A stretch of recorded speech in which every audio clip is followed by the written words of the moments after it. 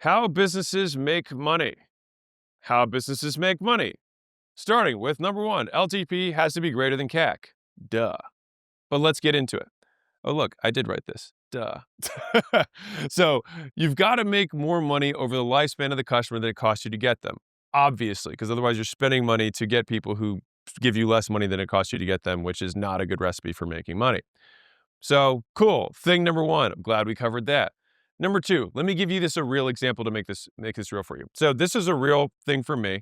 So I had a meals company for a year or two, and foreshadowing, things went wrong. So we had a $100 CAC, which means it cost me $100 to get a customer, and we had $500 of lifetime revenue. I'm highlighting this lifetime revenue. And I was like, and so my team comes to me and says, "Hey, we're going to be rich. Every $100 we put in, we get $500 back. Let's spend more money." And I was like, "Hold on one second."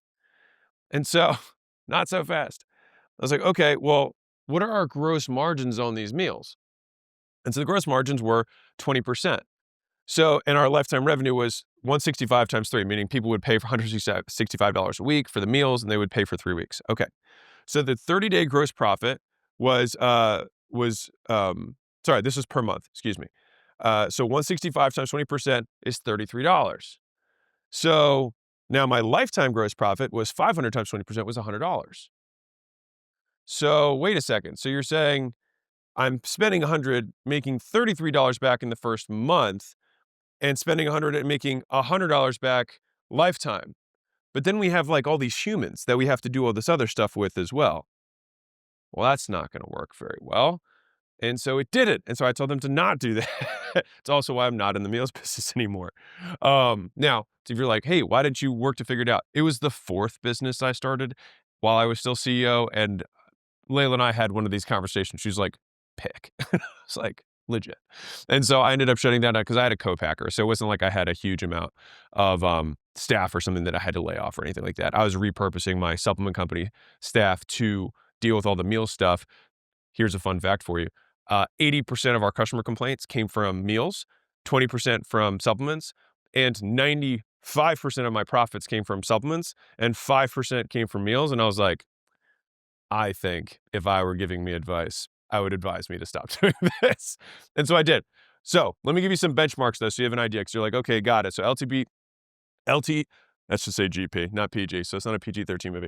Lifetime gross profit to CAC ratio should be over 3-to-1, which means you should be able to make more than 3 times what it cost you to get a customer in gross profit, not revenue, gross profit back to you as a business owner. All right. At minimum, in order to have a profitable business. At minimum, this is not like that's the goal.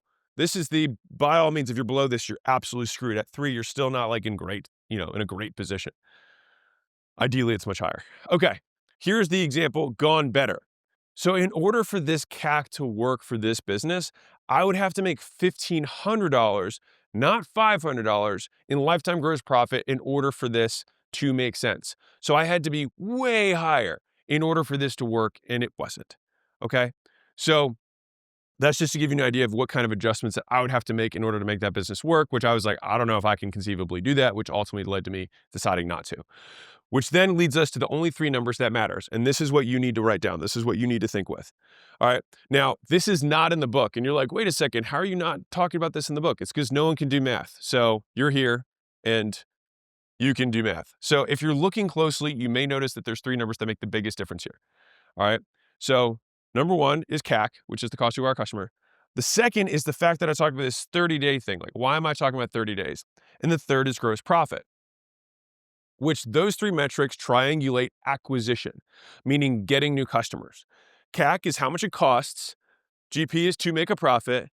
And short PPD means payback period, how long it takes you to make that money back, how long it takes you to make your cost back.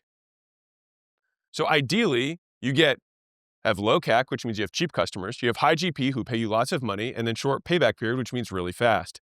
Outcome is more money faster. All right, and that's pretty much the training in this book. All right, like that's what this is all about. So that's what we accomplished. The rest of this is all about how. Okay, so boom, those are the 3 numbers that matter. And let's get into the first one a little bit more detail because some of you guys are like, CAC sounds like something my cat threw up. Understood. That's the next one.